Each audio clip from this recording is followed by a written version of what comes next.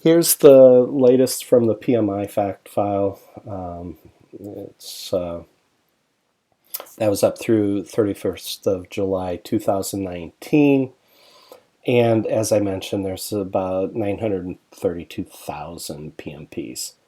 And 6.5 million copies of the PMBOK guide are in circulation. And all of these certifications are for a methodology that only delivers success roughly 1 out of every 7 times. And what's even more, I don't know, alarming or disturbing is that the PMBOK at one point was both an ANSI standard and an ISO standard. And so, yeah, they've done a great job getting people trained, and you can see the numbers here. But the traction for the PMI ACP so far hasn't met my expectations, and I'm not any grand measure of how successful they should be. But if you look at the speed at which the other Agile certifications have grown during the last 10 to 20 years, you can see that they're significantly outpacing the growth of the ACP. There are those that would argue that, hey, the ACP, it's going to be that's going to be the gold standard, and that's where HR is going to go, and HR is going to demand that people have actual experience in that area. But people are going to be able to demonstrate that just on their CVs without getting the PMI ACP.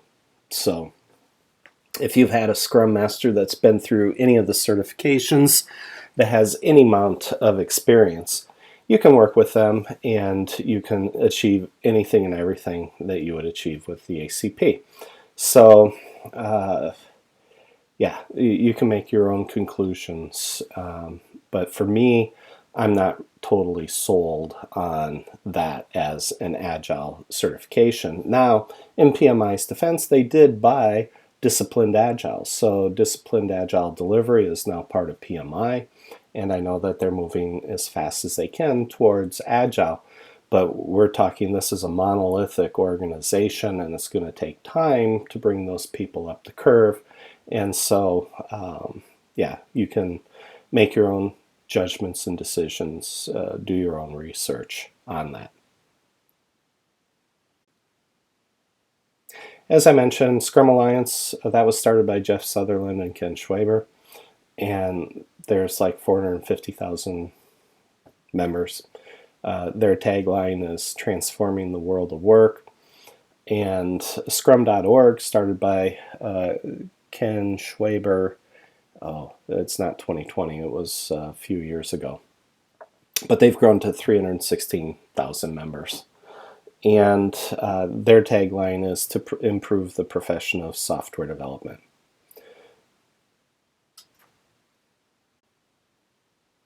And if you compare some of the 3 main Scrum Agile certifications, and I threw PMI ACP in there just for comparison purposes, you can see what the requirements are.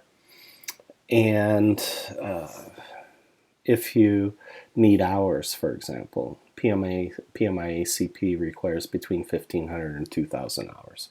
Is there a test? All of them have a test. The fail rates are there, estimated, and so on. And then it has the cost. And for Scrum Alliance, you have to renew every 2 years, and you have to do 20 hours per year for them, or 10 hours per year for them, so 20 hours every 2 years. Scrum.org is just $150 and a cloud of dust, and you're certified forever. I like that one. And then PMI, it's $435 for members, $495 for non-members. You have to renew every 2 years, and you have to do 20 hours per year of continuing education, so 40 every 2 years. And so you can see that these end up being somewhat, for some of these, it ends up being somewhat of a pyramid game.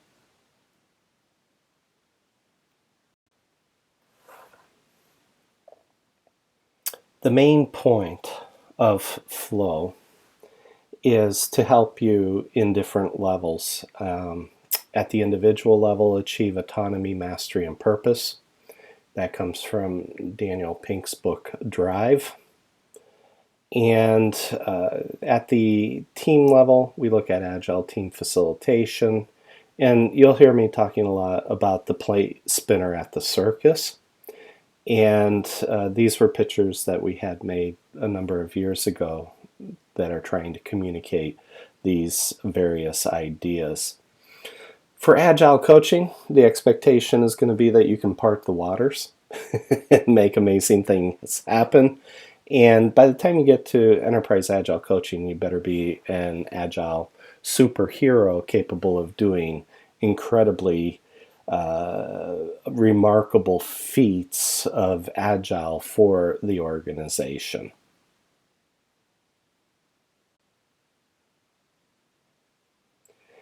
In this section, we're going to look at the definitions for flow, how we define flow, and how we have a slightly different definition in the beginning of our book versus the definition that we have at the end of our book. We used our own methodology and continued to iteratively distill it down to a shorter and shorter statement.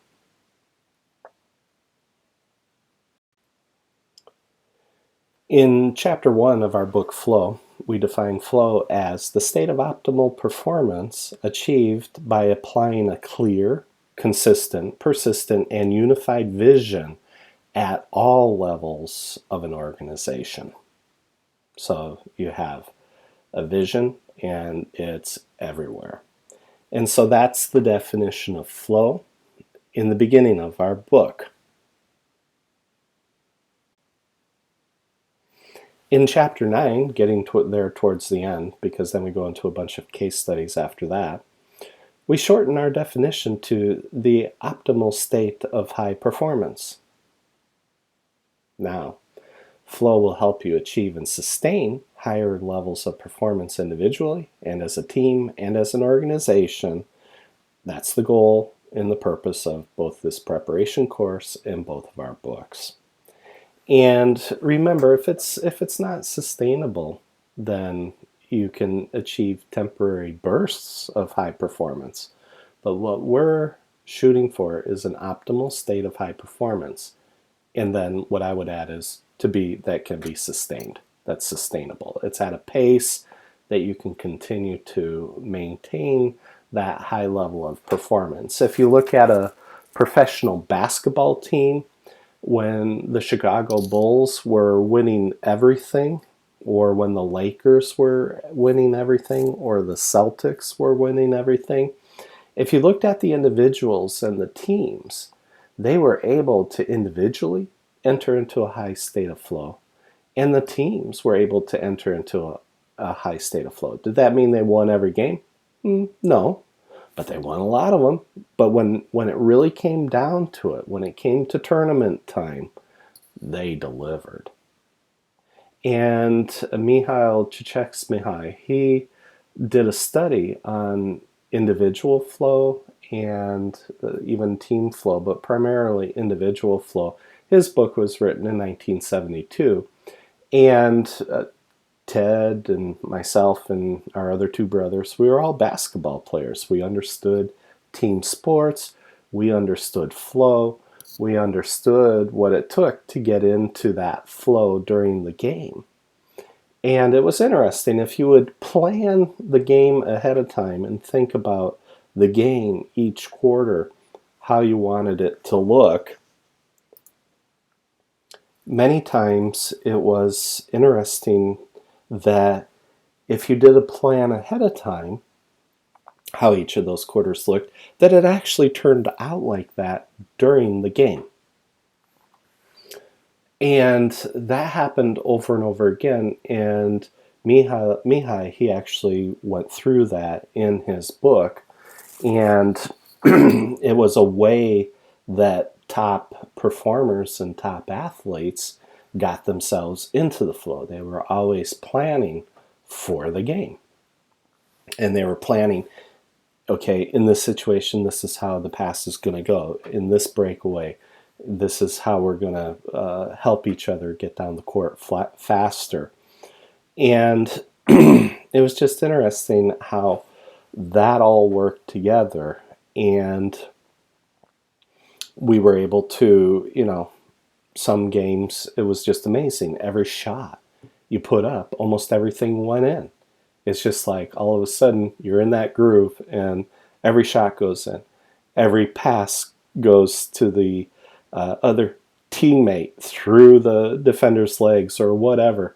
And everything just happens as it's supposed to.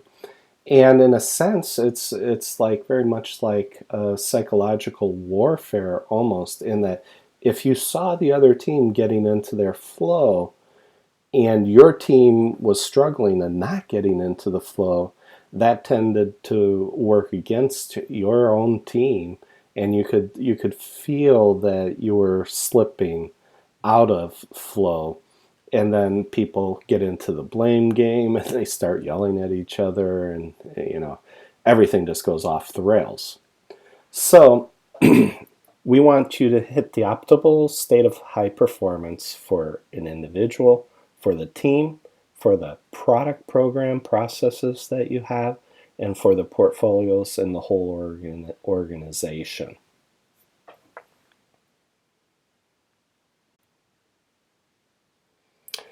And so when you can hit flow in all four boxes, you're going to have an organization that can quickly respond to market changes. You'll have an organization that can deliver products that have the right vision, that will meet the needs of the customer right at the point in time that the customer needs or wants your product, service, or result. And so it's all about how do we get everyone into that state of flow and how to achieve flow in every area. Because if you're only achieving flow on the individual and team boxes, and you're not achieving flow in the product, program, process, portfolio, or organization boxes, it's going to create a ton of friction in the organization. And that's the whole point of the flow friction analysis, is to help you identify what are those elements of friction that are happening so that you can identify them, target them, solve them, mitigate them, or even eliminate them. And so what you're trying to get to is a state of no friction, or as one of our teams at one of our customers came up with, was zero friction, which was just an awesome tagline for their particular team, since they were the methods coaches for that organization. In this section, we're going to look at flow versus anti-flow, and why that happens and what the impacts of that are. And we have two axes here. On the left side, you've got vision clarity and flow clarity. And down at the bottom, we've got distillation and delivery. And are you good at distilling? And are you good at delivering? And for the vision, are you good at having a vision? Is it highly clear? And is your flow highly clear? And so this is what it's going to look like on the next slide.